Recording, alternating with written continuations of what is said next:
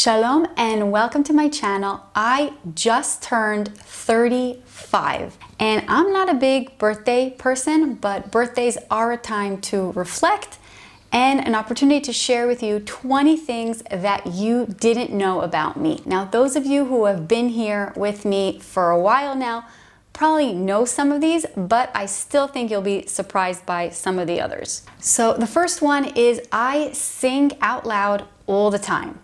This means at home, it means even in the office. People laugh at me in the restroom. You could hear me singing. And if I'm talking to my parents and someone will say a word, that word will remind me of a song, and then I sing the song. I actually used to sing in a choir in college for a few years, and that was a lot of fun. And in high school, when the Israeli state exams, also known as the Bagriyot, started, I was super focused student. I wouldn't let anything get into my way, and I was hyper focused, and I ended up getting 100 basically in all the subjects. In college, in the Technion, I studied and my mindset was completely different. I took exams, I did okay, but I wasn't trying to excel. I was totally fine with getting an 80 in an exam and moving on with my life. In both high school and in college, I loved teaching and tutoring.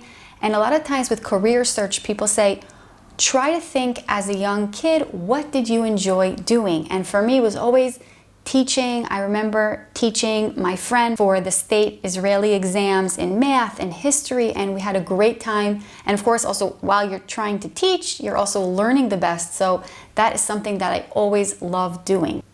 Did I do army service? So this is a really interesting story. So initially at age 18, I did national service, which is an equivalent of the army service. A lot of religious girls like myself choose to do the national service, which is working in schools and hospitals, and the environment might be more appropriate for you as a modest religious young girl. So at age 18, I did the national service, and I never thought that I was going to do the army. But then when I finished college, my friend told me about an option to work for the army as an industrial engineer, which is what I studied.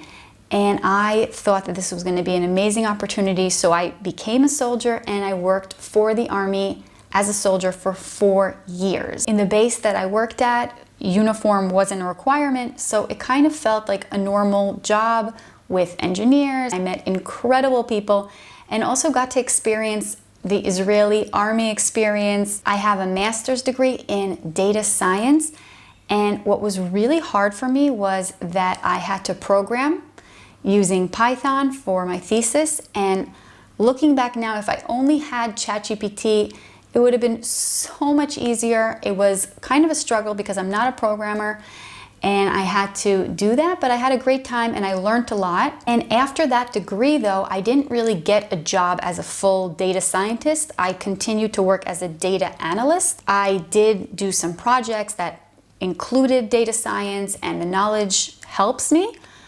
But there's something about data analysis that I like more because it's more quick wins. With data science, projects are longer and you're talking more about future or about the past, and it can take more time. There's something that I really like about the quick wins of data analysis and the more simple, straightforward way. Baruch Hashem, thank God, we have 4 kids.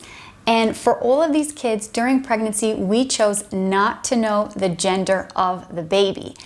And people ask, is it because you guys are religious Jews? No, most people, almost everyone wants to know the gender. It's fine.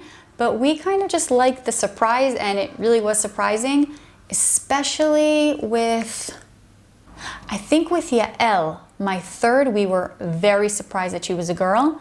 So it just makes it more exciting. And 2 out of the 4 babies were breech babies. This means that at a late week, baby is not head down. And I had to do an ECV procedure, which means a doctor comes and maneuvers the baby so he becomes head down. Thankfully, both of those ECVs were successful. I got super lucky. We did them with excellent professors for free. In Israel, these procedures are free, and that was super lucky because the alternatives are either a C-section or a breech delivery, which could be quite risky. And if you do it privately, expensive. The weird thing is that with my last baby, Amiad, I just knew that the baby was going to be breech. I don't know. From week 20, I was telling people in the office, baby's still head up and it's going to be a problem. And at week 20, your chances of the baby flipping and being head down are so high. There's no reason to think that you're going to be in that small percentage of people that the baby doesn't flip. But I kind of knew. Maybe it's nevuah shemagshima et atzma, self-fulfilling prophecy. I just felt that this baby was going to be breech, and it was. If you watched some of my minimal videos, you know that I hate shopping. I'm super frugal. I buy only what I absolutely need, and almost everything I have is secondhand from my mom. And I'm also super simple when it comes to beauty stuff, so that means I don't wear makeup even on Shabbos or special occasions. I don't wear high heels ever, never had high heels. I never owned perfume in my life. I got my first gray hair about 2 years ago, and I think now I have even 2 gray hairs, and I actually really appreciate it because it makes me, when I look at it, I kind of remember that time is going by and use the day. It's a gentle reminder that, you know, we're not going to be here forever and you have to do the things that you want. So I kind of look at it fondly when I see it. And also, of course, it's undercover so no one sees it. It's not embarrassing or anything. I love the summer. I love the heat. I don't like winter as much because I could get cold. My husband always jokes that we should move to Jerusalem area, which has better summers. Some really hot days in the Tel Aviv summer, people are plotzing, but I don't mind. The last questions are from Sonia. She had a few Q&A questions. One of them was, what is your favorite movie? So I love musicals. Annie, Evita, Fiddler on the Roof, of course. And growing up, there were tons of movies that we would watch and watch again, like Ferris Bueller's Day Off, Clueless, Freaky Friday. These are all awesome.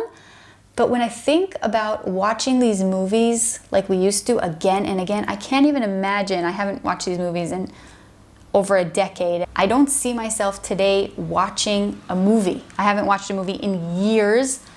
To take 2 hours of your time to watch a movie is just not something that I would do. How do you feel? Is this something that you used to like watching movies and now you don't, or you still enjoy watching movies? I love books. To me, books are just the best. I used to like historical novels about telling the story of a girl living in the US and the Independence War, or different historical timelines of different people.